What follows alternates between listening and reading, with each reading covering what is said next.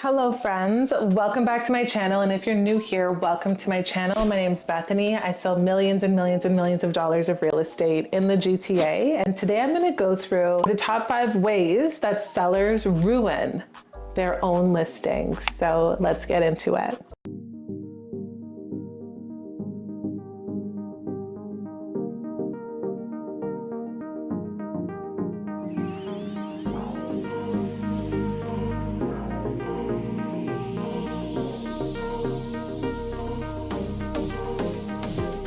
So I am a busy listing agent in the GTA. I list tons of properties. I meet with tons of sellers every single year.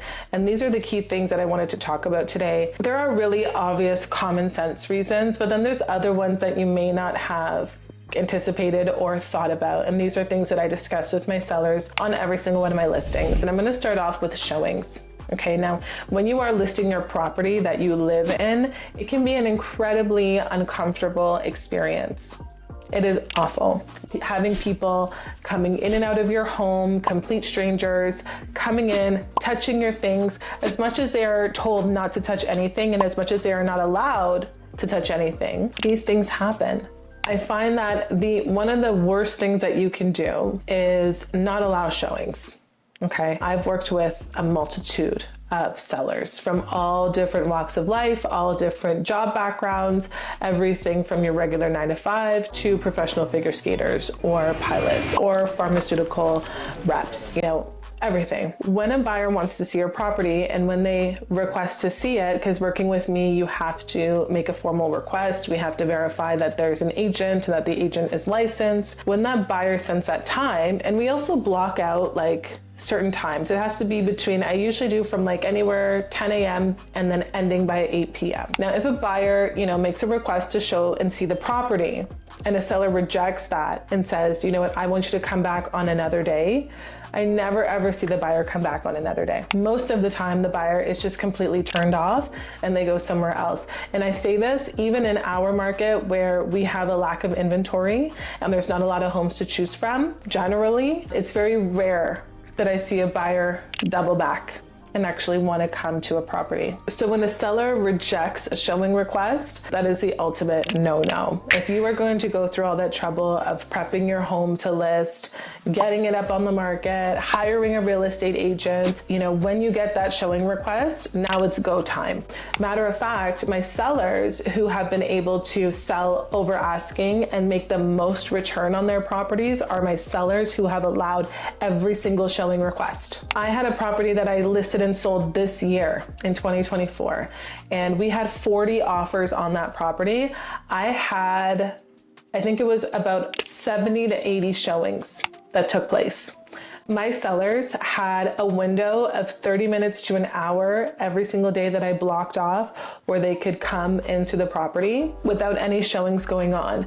And the reason for that is we did excellent marketing and advertising. We priced it really aggressively. And in return, when my sellers hired me for this property, they said, Beth, we want a minimum of $950, and they walked away with $1 million because we were able to get so many people through the door. We had 40 offers. We had buyers competing against each other, fighting over this property, and my sellers displaced themselves for about a week, and they ended up seeing an additional $50,000 in profits that they did not anticipate. So the number one thing that you must not do as a seller is not allow showings. And second in line after that is being present during showings. Now, I get it. This is your house, this is your home. Like I said, listing your home is the most uncomfortable thing. It's awful. I remember once I did a real estate video just on my own house because I just wanted it for my own house. So I remember I did this marketing, and first of all, the amount of cleaning and preparation that I had to do was insane. And no matter how much I prepped, there was always something out of place. So I've been there, but I've had sellers before who, even when I go to see properties, so I'm representing a buyer and I show up and the seller is there. There was a property that I went to where the seller was literally sitting in the living room, which was right next to the kitchen island. And we did not even walk into the kitchen area because the seller was sitting there on her laptop working away. And it was extremely uncomfortable for me, for my clients as well. They did not end up moving forward on the property either. So I think if you are going to list your property, do not be in the property when the buyers are there. You want to give them time to go through the property, you know, get a sense of like what it would be like for them to live there. Canadians, we are so polite, and the reality is they just won't look at the property in detail if they feel any sort of discomfort, you know, or awkwardness.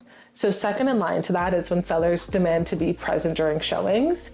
Big no-no. The next thing on the list, which you may or may not, like it may be simple when I say this, but actually most people forget this, and it's cooking smells, right? So if you are listing your property, you are actively having buyers come in every day, every other day. This is not the time to be making curry goat roti. This is not the time to be frying fish. Nothing. And don't get me wrong, I'm Jamaican. I love a little spice. I put a little spice on absolutely everything. But I visited one of my properties a couple weeks ago and I was showing it to a buyer, and I walked in, and my clients are Caribbean as well, and I could smell that they had been cooking. There was a lot of really strong aromas, and as much as I love it, you know, some buyers get completely turned off. Maybe they're from different backgrounds. Maybe they have a hint of racism. You know, so while you are listing your property, you don't want to be cooking anything that has really strong aromas, because it can be a major turnoff to some buyers. Matter of fact, the best thing you can do is like bake some cookies. People love the smell of baked cookies. A little vanilla, but minimal, not any heavy tropical scents. So second in line to cooking smells, we need to keep in mind pet odors, right? Like I visited a property recently where there was a basement unit and those tenants had 3 cats. And the smell that was coming out of that unit was evil. It was evil. That property needed an exorcism. The thing with cats, especially if they're not spayed or neutered, is that the urine has ammonia in it. And this also applies to like drugs. I did a TikTok about this, of why you cannot buy a trap house, because, you know, pet odors, drug odors, they're actually airborne. And when you are cleaning surfaces or properties that have these odors in them, they're actually seeped into the walls, into the drywall, into the wood, into the framing. And when you clean them, they become airborne again, and then they fall back down. So sometimes it's more harmful when you do clean them, but if your house does have significant pet odors, then you can reach out to me and we can have a specialist come in who can do a disinfect and a sanitization to get that smell out of there. It's the same thing for like cigarette smoke as well. So you need to be really heavily conscious if you're listing your property about the odors that are coming from the property, whether that's cooking, whether that's pets, whether that's drugs. I'm not saying you're doing drugs, but if you suspect, you know, or if you're buying a property that, you know, needs something, then you want to call in a specialist to help, you know, remedy some of those things. The next thing is failing to clean. I find that some sellers are absolutely meticulous and some are not. And sometimes when it's our own mess, like maybe we don't realize it as much, but I always highly advise bringing in a professional cleaner before listing a property. Sometimes that professional cleaner who can come in and do a deep clean will see things that you may have missed. And you better believe that buyers are going to be looking at everything and they will be judging based on that. I always let my sellers know, like, look at your baseboards, look at the doors, the trim, you know, for photography, any of the stainless steel sinks, the doorknobs, the faucets, the handles, make them really shiny, obviously the mirrors. But for the most part, it's worth just bringing in a professional cleaner to get the job done. It's not only when you go to list though, it's during the time that the property is listed as well. In Canada, this is sometimes an issue during our winter months with the snow outside and the boots and people walking in and out. You need to have a place where they can leave their wet shoes and their wet boots. Sometimes I even will bring in a rug and tell them to leave it outside. But these are just things that you need to take into consideration. Next is climate control, especially on vacant properties. Okay, I can't tell you how many times that I go to a vacant property in the middle of summer, and because it's vacant and no one's living there, the seller has completely turned off the AC and it is like a sauna inside this house. If you are listing your property, it's so worth turning on your AC, or alternatively in the winter time and it's freezing cold because the furnace is off.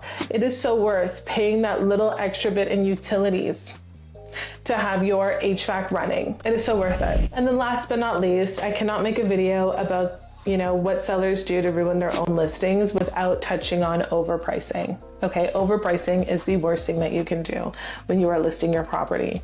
You have to work with a trusted professional. I understand that we love our homes and sometimes we have emotional ties to our homes and we believe that they're worth a lot more than what they actually are. But overpricing your home, and when you're posturing as a seller or a certain value, your home has a certain value, it can do a lot more detriment in the long run. Even the idea or the strategy of I'm gonna overprice it and I'm open to taking a lower offer doesn't really work well either. So that is my short list of what sellers do to absolutely ruin their own chances at listing and making a lot of money on their properties.